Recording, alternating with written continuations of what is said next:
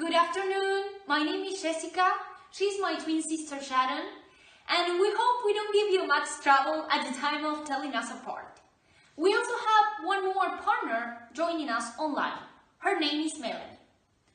Today, we're going to talk about engaging students by catering to different learning styles, focusing on teenagers at a B1 level.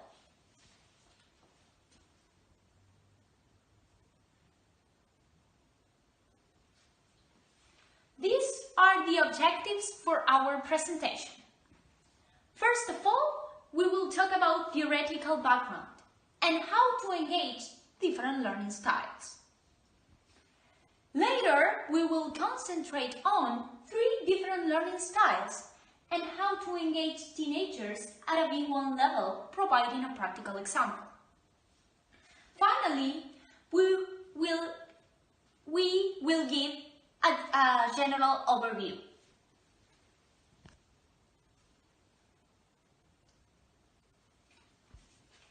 Let's start with some ideas about theoretical background.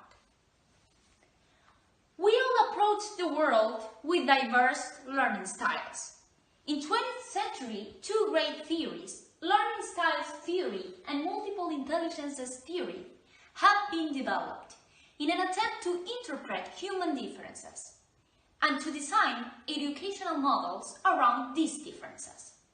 Learning styles, which we will be concentrating on in this presentation, emphasize the way in which people think and feel as they solve problems, create products, and interact with each other. If teachers want to have students' involvement and participation, they must understand the different learning styles. All learners have individual attributes regarding to their learning process. Some of them may rely heavily on visual presentations, others may prefer spoken language, and others may respond better to hands-on activities. In an attempt to integrate and apply learning styles theory and multiple intelligences theory in the classroom, language teaching has changed a lot in the last decades. And learning styles has been regarded as one of the most important aspects that control the way people learn. It is essential to consider that every single student is absolutely different and requires an individual and personalized structure to their learning process. As I just said, each of us processes and distinguishes information differently according to our personality patterns. It is important for each student to identify his or her own learning style. By recognizing and understanding their own learning styles, they can use techniques better suited to them. This improves the speed and quality of learning.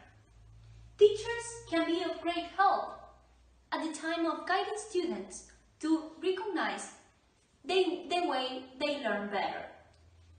For example, teachers can provide them with different kinds of tests in which they find out the kind of learners they are. This information will be very useful not only for students but also for the teacher at the moment of planning. In a class, most of the time you have students representing the different learning styles, or students who have more than one learning style. Some of them may be not only visual, auditory or kinesthetic, but a combination of 2 or 3 of them. The best way to cater to the different learning style is including various and varied activities in each class.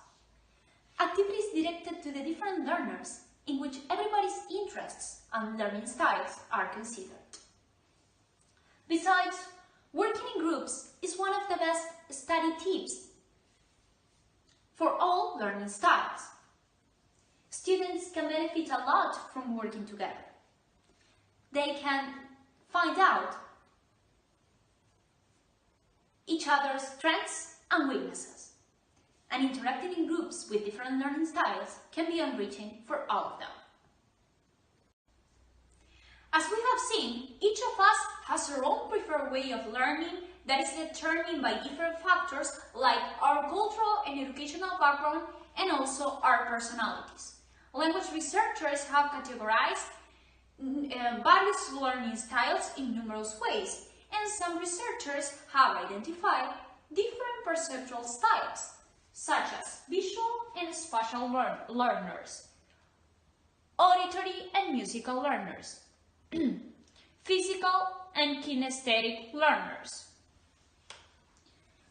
We will summarize the main characteristics of each group, and we will also point out strategies aiming to improve engagement for students of each learning style. To begin with the first one, let's consider auditory and musical learners.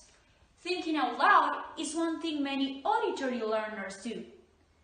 Students with these preferences are more apt to follow instructions they hear or to recall information that has been provided to them verbally. Auditory learners learn well when aided by music, sound, rhyme, rhythm, listening, or speaking. They like to hear solutions and examples explained to them to achieve a better understanding. Ideas to improve their learning could be saying words out loud or hum tones, which plays a key role for keeping musical learners engaged in lessons. In order to engage them, you need to use your voice and students' voice. For instance, writing something on the board and repeat it out loud, or working on your delivery so that you can engage students. Additionally, teenagers could encourage students to read their notes to themselves and to the rest of the group. Other useful strategies can be recording lessons or boosting auditory learners to teach others verbally, and also setting them away from distractions.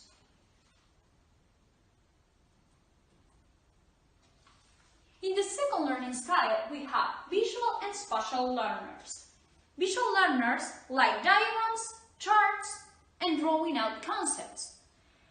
Colors and shape are very useful for them. They usually enjoy learning through visual concepts, and consequently, they understand better when they are given visual instructions. In order to engage visual learners in the classroom, teachers should include some elements like images, diagrams, maps. And if you have a projector or a big screen, try to include images to go along with the course content. Using color code and note-taking can be helpful for this kind of learner. Additionally, the physical or kinesthetic learners prefer to learn through movement. They are also called hands-on learners, and they represent the 5% of the population. They are very energetic and they enjoy, for example, getting their hands dirty instead of doing reading or writing activities. They also like school activities such as drawing, sculpting, and dancing. They learn better creating work with their hands since they may have a lot of energy and they need to move. Movement serves as an aid to their memory. They remember movement from others as well as their own. They may seek out touching and manipulating objects while learning about them.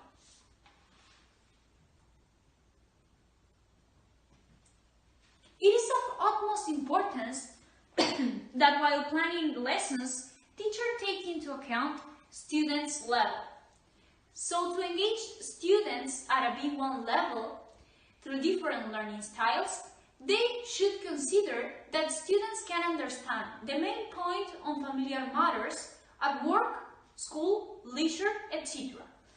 They can produce text on familiar topics or of personal interest.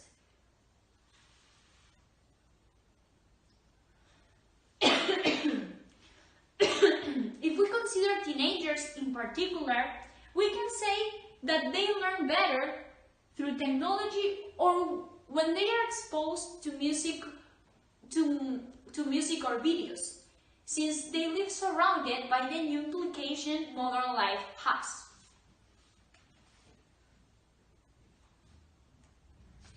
At the moment of planning motivating activities at a B1 level, we can find, for example, movies or videos which students really love. Teachers need to find the way to incorporate them, including activities to practice the language in an entertaining way. There are also engaging games like Jeopardy or other board games, and those games will allow students to practice the language and have fun at the same time, which is one of the most important challenges that a teacher may face. Now, Melanie will continue with the following part.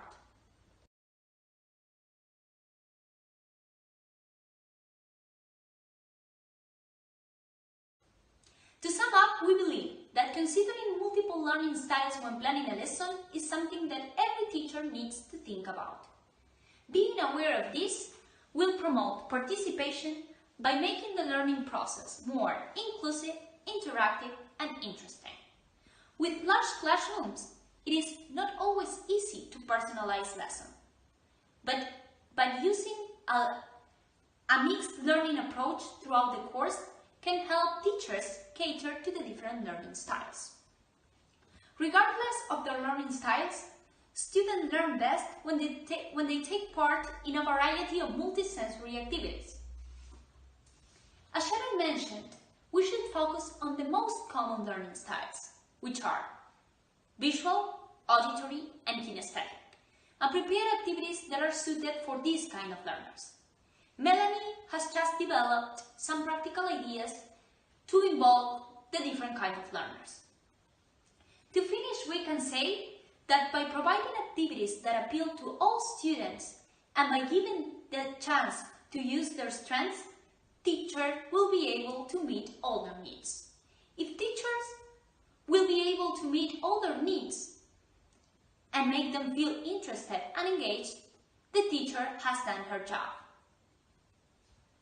We want to finish our presentation with a quote from Benjamin Franklin, since we believe it summarizes the importance of engaging the different kinds of learners.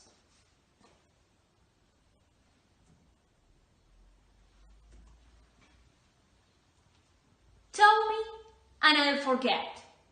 Show me and I may remember. Involve me and I learn. Thank you very much.